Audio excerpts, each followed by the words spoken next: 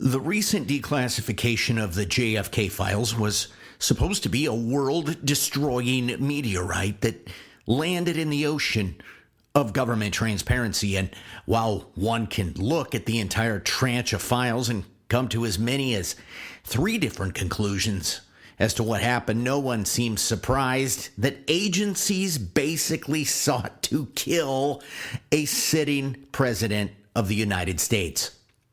Now, I could go into the particular apocalyptic and eschatological reasons why no one cares, and really, no one cares. And the rational world zeitgeist is such that I doubt anyone will ever care. But I'm not here to diagnose or prognosticate the twisted societal fevers that led to this kind of apathy. I'm here to talk about something more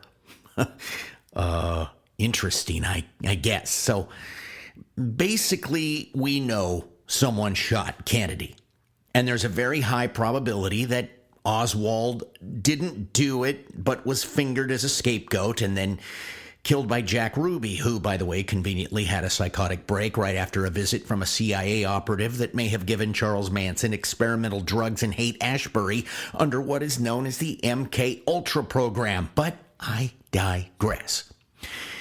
But even more interesting is that after a lethal shot that basically blew Kennedy's head in half, he was at a Dallas hospital 6 minutes later, and instead of letting medical staff engage in their mandate, instead of allowing medical examiners to fulfill their legally obligated and exploratory duties, the Secret Service conspicuously took Kennedy's body back to Bethesda Naval Hospital.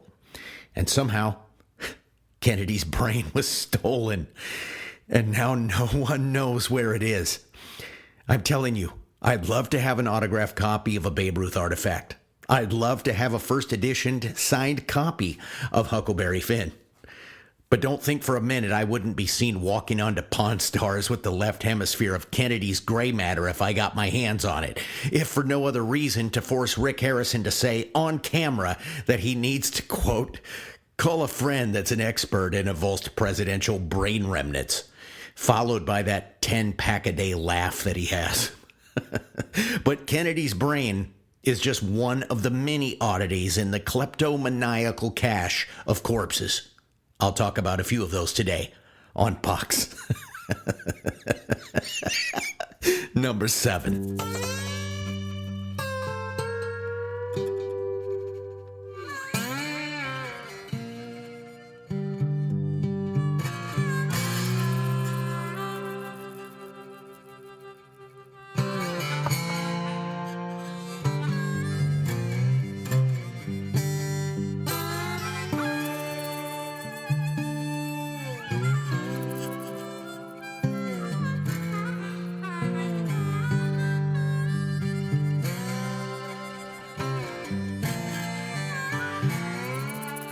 Apparently nothing better to do than to crack myself up.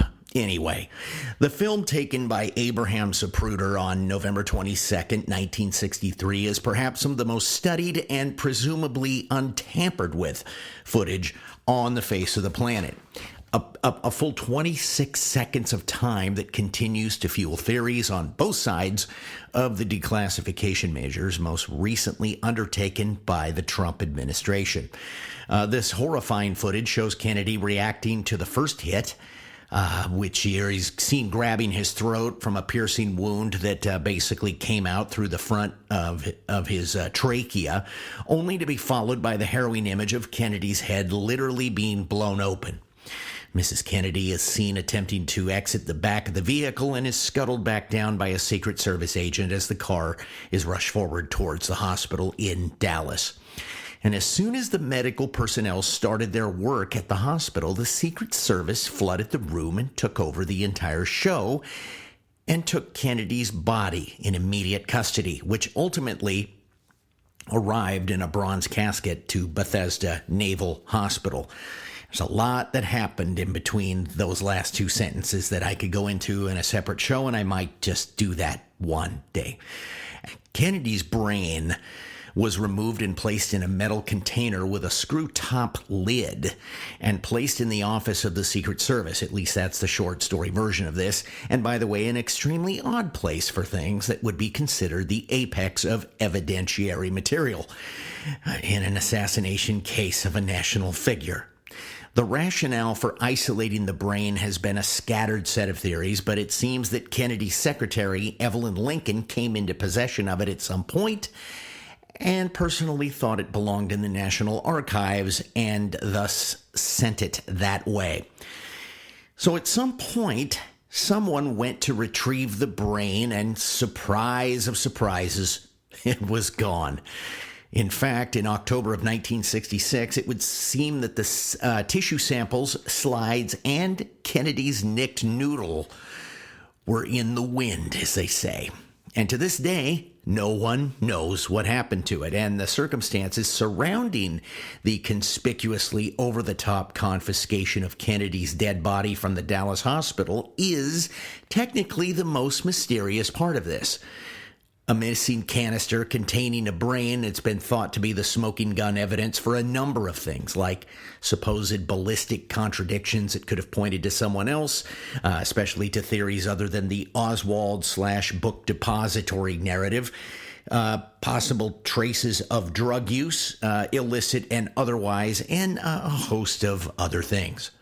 Common lore says that Kennedy's brother Robert, who would, of course, be assassinated a short time later, snagged the brain and destroyed it to cover up any or all of these theories, but who knows? But the stolen cranial material didn't start with Kennedy.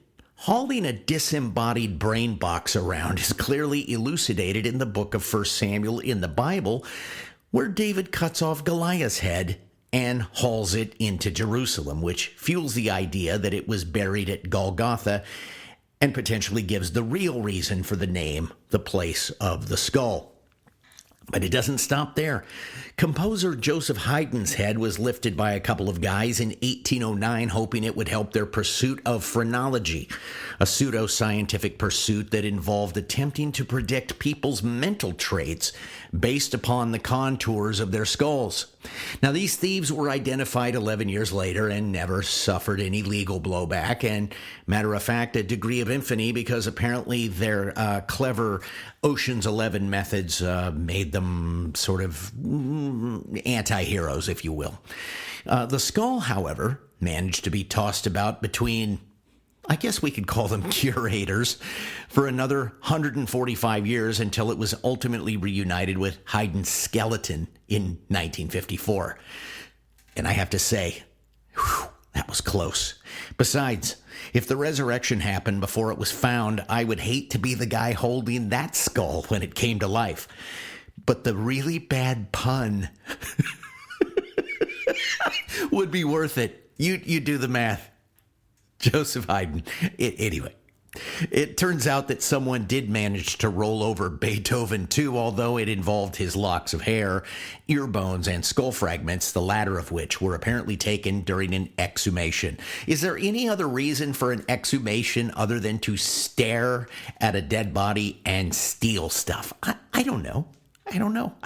I apparently not. For some reason, Mozart's body is missing. His skull appears to be in good hands, but for some reason, people apparently could not take care not to bury Mozart in a place that didn't require it to be emptied and reused in 1791. I hope it turns up one day. I mean, Mozart's kind of an important musical figure, but whatever. Thomas Paine can't be found at all. 10 years after he died in New York, his body came into the possession of journalist William Cobbett, who supposedly drug his bones back to England. They have since disappeared, which proved that common sense managed to elude the British. Galileo couldn't just lie in peace without suffering at the hands of near Nicaean levels of veneration either. On the 12th of March, 1737, 95 years after the guy checked out, Galileo's remains were transferred from an unconsecrated box underneath the Santa Croce bell tower to a memorial tomb inside the church, right near where Michelangelo's fingers and bones were already labeled for public consumption. A ceremonially adjacent relic transfer took place, and Galileo's remains were taken from what was considered a heretic's grave and placed in the mausoleum of the Basilica di Santa Croce. Botanist Giovanni Targioni Tosetti was standing by, and Coinky Dinks of Coinky Dinks happened to have a knife on him. This is unbelievable. Anatomist Antonio Cocci, Italian Marquis Vincenzo Caponi, and antiquarian Anton Francesco Gori used the knife to remove the middle finger from Galileo's corpse, along with his thumb, index finger, one of his teeth, and his fifth lumbar vertebrae. The tooth, index finger, and thumb were placed in a hand-blown glass case and remained with the Caponi family until the beginning of the 20th century. Caponi supposedly explained his rationale for taking the two fingers as relics was, quote, because Galileo wrote so many beautiful things with them. The vertebrae was donated to the University of Padua by Domenico Thien in 1823. But I'm not done. Lastly, and I apologize at the outset for this, somehow Napoleon's intestines became some kind of historical talisman until they were destroyed in a bombing raid in London during the Blitz. Now, I have no idea why perishable entrails are the thing, but apparently they were. However, one part of him still remains. Anyone that thinks that the rank juvenilization of the human mind is a new thing, I assure you it's not. The near prepubescent immaturity that can apparently overtake the garden variety idiot who happens to have a serrated blade in their pocket is a real existential threat. Because apparently someone decided that removing Napoleon's reproductive organ was a smart idea, but I only mention it here not because of it is salaciously stupid, callow, juvenile, and possibly humorous in a militaristic sense, if you've ever been in the army, but because of who currently has possession of such a strange Napoleonic relic. And that would be the daughter of John Latimer, who basically purchased it in 1977 at an auction. Yes, I said an auction. But what is John Latimer's significance? Well, he was brought in to review autopsy evidence by a series of family members, but not of Napoleon, but of the late President John Fitzgerald Kennedy. You want to find Kennedy's brain? I think I know where to start looking. Maybe not the shelf, but I think I know what it's next to.